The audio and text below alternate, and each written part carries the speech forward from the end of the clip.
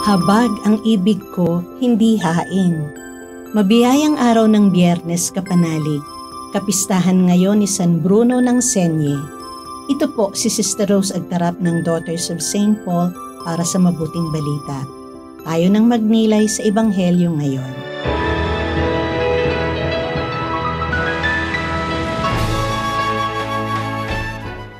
Naglakad si Jesus sa mga taniman ng trigo, minsang araw ng pahinga. Nagutom ang kanyang mga alagad at sinimulan nilang alisin sa uhay ang mga butil at kainin yon. Nang mapansin ito ng mga Pariseyo, sinabi nila kay Jesus, "Tingnan mo ang iyong mga alagad. Gumagawa sila ng ipinagbabawal sa araw ng pahinga." Oo nga. Ngunit sumagot si Jesus, "Hindi niyo ba nabasa ang ginawa ni David noong maggutom siya at ang kanyang mga kasama? Pumasok siya sa bahay ng Diyos at kinain ang tinapay na inihain para sa Diyos. Gayong bawal sa kanya o sa kanyang mga kasama na kainin ito liban sa mga pari. At hindi niyo ba nabasa sa batas na sa araw ng pahinga, walang pahinga ang mga pari sa templo? Pero wala silang kasalanan dahil dito. Sinasabi ko naman sa inyo, dito'y may mas dakila pa sa templo. Kung nauunawaan niyo talaga ang salitang ito, awa ang gusto ko, hindi handog.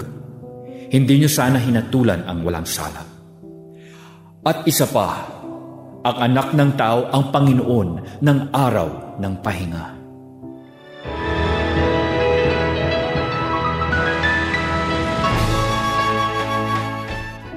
Araw-araw, nagsisimba ang 86 years old na si Nanay Rosa. Kilala siyang tahimik, madasalin, at palaging nakapwesto sa pinakaunang pew sa simbahan. Maayos magsalita, laging nakaputi, at may hawak na rosaryo. Ngunit, sa likod ng kanyang katahimikan, maraming nagsasabing, istrikto din siya minsan, at pinupuna ang pagkakamali ng iba. Isang araw, lumapit sa kanya ang dalagitang anak ng kanyang kapitbahay.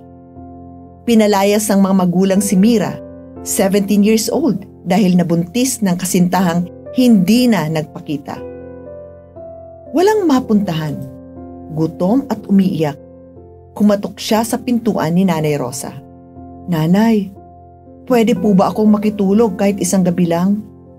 Natahimik si Nanay Rosa at naisip niya, marami ang magsasabing nagkamali ang batang ito at ayon sa batas, maging ng simbahan, kasalanan ang ginawa ni Mira. Ngunit sa sandaling yon, naalala ni Nanay Rosa ang salita ni Jesus, "Habag ang nais ko at hindi hain." Pinatuloy ni Nanay Rosa si Mira at tinulungan ang bata hanggang sa ito'y makapanganak. Sinikap din ni Mirang makabalik sa pag-aaral at maisaayos ang relasyon ng kanyang mga magulang. Pagbabahagi ni Aling Rosa, hindi sapat na lagi akong nasa simbahan kung sarado naman ang puso ko. Ang pagtulad sa mahabaging Jesus ang tunay na kabanalan. Mga kapanalig, hindi laging nakikita ang habag ni Jesus sa dakilang himala. Minsan, ito'y pagbibigay ng simpleng bagay, pakikinig, pagtulong, pagpapasensya at pagsasakripisyo. Kung mamumuhay ng may habag ang bawat isa sa atin, marami ang muling magkakaroon ng pag-asa. At muli, makikilala nila ang tunay na mukha ni Jesus. Mga kapanalig, maraming salamat po sa inyong suporta sa aming misyon. Subscribe, like, share, and follow Paulines sa aming social media accounts. Patuloy po kaming humihingi ng inyong tulong upang maipagpatuloy ang programang ito. Maaari po ninyong ipadala ang inyong love offerings at donasyon sa aming donations channels. Makakaasa po kayo na kasamang lagi ang inyong mga intensyon at kahilingan sa aming panalangin araw-araw. Ito pong muli si Sister Rose na nag-aanyaya sa inyong manalangin. Santa Maria, Mahal na Birhen del Carmen, inihahandog namin sa iyo ang aming sarili at kalooban. Pagpalain mo at gabayan ang aming mahal sa buhay, pamilya at bayan. Itinataas namin sa iyong pamamagitan ang aming saya at kalungkutan, tagumpay at kabiguan, kasaganaan at kahirapan, kalusugan at karamdaman.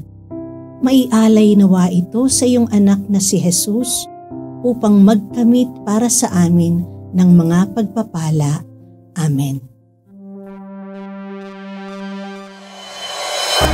We are here to provide a new way of communicating and proclaiming the gospel.